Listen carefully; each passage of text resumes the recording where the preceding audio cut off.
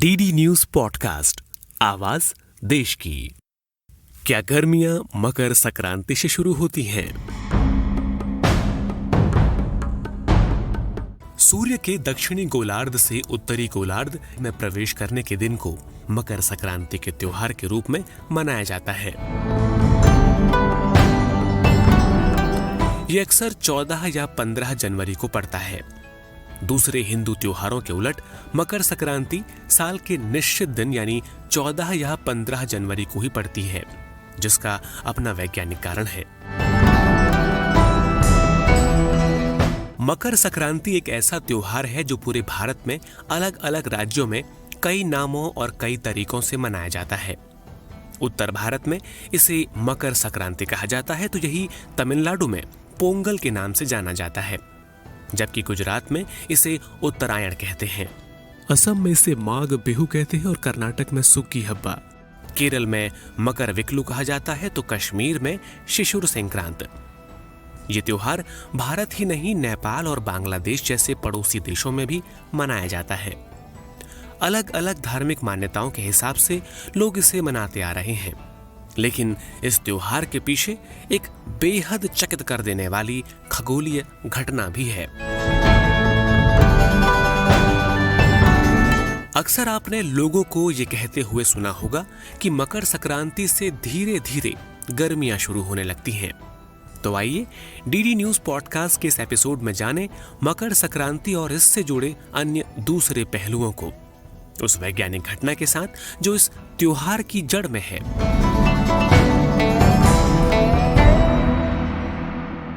क्यों मनाया जाता है मकर संक्रांति का त्योहार?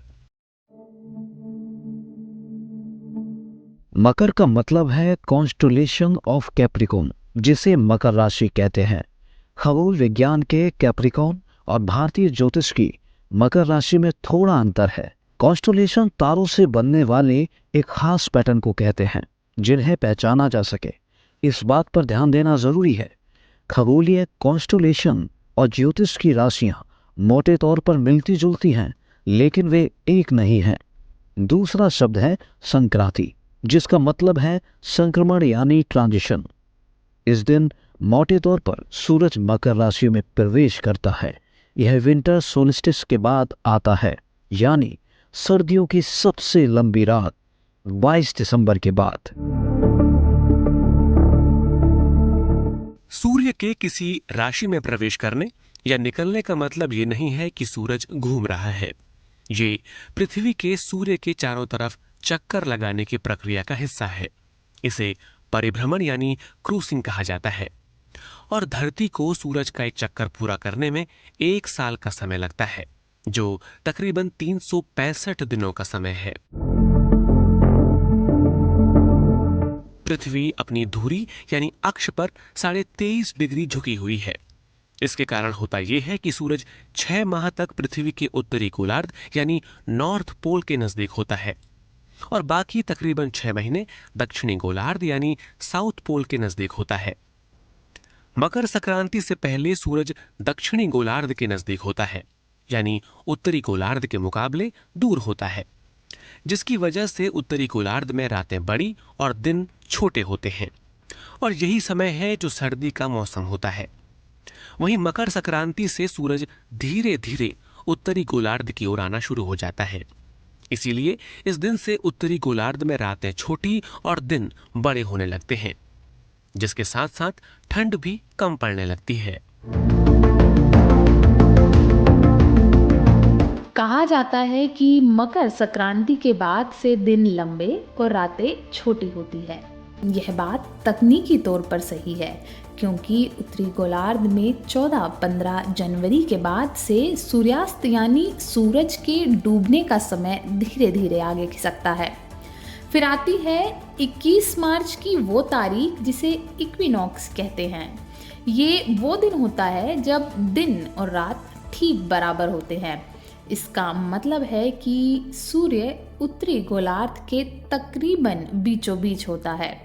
सूर्यास्त का समय धीरे धीरे आगे खिसकने का मतलब ही है सर्दियां कम होंगी और गर्मी बढ़ेगी, क्योंकि सूरज उत्तरी गोलार्ध के सीध में अधिक समय तक रहेगा। मकर संक्रांति को उत्तरायण भी कहते हैं क्योंकि इस दिन सूरज दक्षिणी गोलार्ध से उत्तरी गोलार्ध की तरफ आना शुरू हो जाता है। ये प्रक्रिया समर सॉल्स्टिस के दिन यानी 21 जून को पूरी होती है, जिस दिन सबसे लंबा दिन होता है। 21 जून को सूरज कर्क रेखा यानी ट्रॉपिक ऑफ कैंसर के ठीक सामने होता है। इसी के साथ सूरज की उत्तरायण की यात्रा इस दिन पूरी हो जाती है। इस दिन लगभग 13 घंटे 16 मिनट का दिन होता है। इससे आगे सूरज फिर आगे मकर रेखा यानी ट्रॉपिक ऑफ कैप्रिकॉर्न की ओर जाना शुरू कर देता है।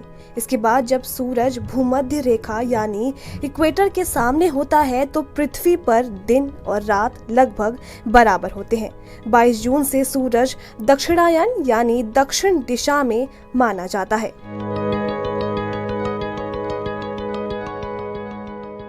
मकर संक्रांति से जुड़ी अहम घटनाएं।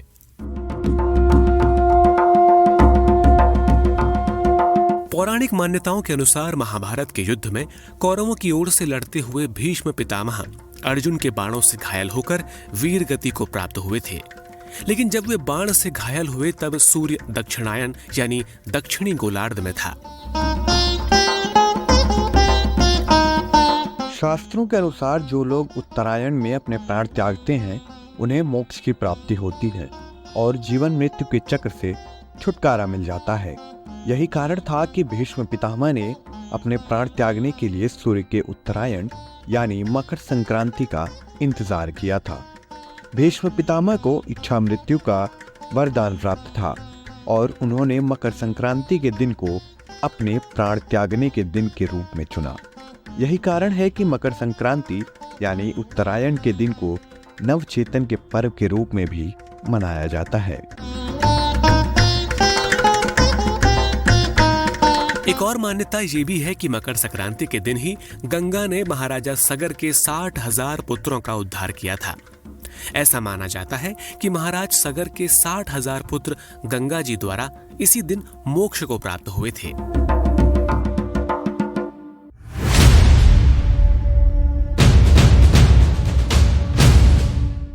14 जनवरी को भारतीय इतिहास का एक ऐसा दिन भी आया जिसने उसे एक नई दिशा में मोड़ा।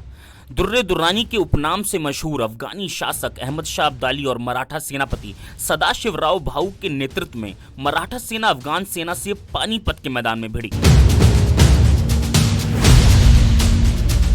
14 जनवरी 1761 को दोनों के मध्य पानीपत का तीसरा निर्णायक युद्ध हुआ, जिसमें मराठा सेना की हार हुई, लेकिन मराठाओं की अद्वितीय वीरता और पराक्रम ने दशकों तक भारत को एक महान शक्ति का स्रोत प्रदान किया।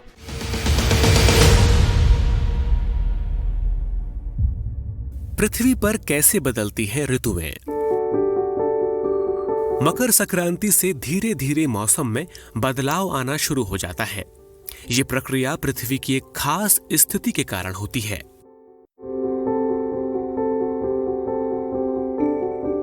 ऋतु के बदलने का कारण पृथ्वी के द्वारा सूर्य के चारों ओर रोटेशन करने और अपने अक्ष यानी एक्सिस पर 23.5 डिग्री झुके होने की वजह से होता है। साथ ही पृथ्वी का बाहरी घूर्णन अक्ष इस रास्ते पर लगभग 66.5 डिग्री का कोण बनाता है। इसकी वजह से होता यह है कि पृथ्वी के उत्तरी या दक्षिणी गोलार्धों में से कोई एक गोलार्ध सूर्य की ओर झुका होता है। पृथ्वी का यह झुकाव सूर्य के चारों ओर घूमने के कारण साल के अलग अलग समय अलग अलग होता है, जिससे दिन रात के समयों में घटने और बढ़ने का एक सालाना चक्र बनता है। यही कारण है कि पृथ्वी में ऋतुओं में बदलाव होता है, जो ऋतुओं के बदलने का मूल कारण होता है। उत्तरी गोलार्ध में आमतौर पर सर्दी का मौसम 21 या 22 दिसंबर को शुरू होता है। इस दिन को शीतकालीन संक्रांति कहा जाता है।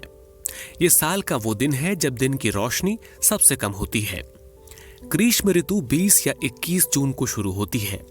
ग्रीष्म संक्रांति वो दिन होता है जिसमें साल के किसी भी दिन की तुलना में सबसे ज्यादा दिन की रोशनी होती है। उत्तरी गोलार्ध में ऋतुओं का चक्र दक्षिणी गोलार्ध की ऋतुओं के चक्र से उल्टा होता है। इसका मतलब ये है कि अर्जेंटीना और ऑस्ट्रेलिया में सर्दी जून में शुरू होती है। मकर संक्रांति का त्योहार धार्मिक दृष्टि से महत्वपूर्ण होने के साथ साथ वैज्ञानिक दृष्टि से भी अपनी अहम पहचान रखता है। सूर्य के दक्षिणायन से उत्तरायण यानी दक्षिण से उत्तर में आने की घटना भारत में बहुत पहले से ज्ञात हो चुकी थी। सदियों से मकर संक्रांति का त्योहार मनाने का उदाहरण भारत में पूर्व काल से खगोलीय घटनाओं के बारे में हमारी बेहतर ज्ञान और हमारे पूर्वजों की उस ज्ञान के बारे में समझ भारतीय विज्ञान परंपरा का एक सुंदर उदाहरण पेश करती है और हमें भारतीय शिक्षा पद्धति और समाज के बीच उसके जुड़ाव को प्रदर्शित करती है। Atul Shah, DD news.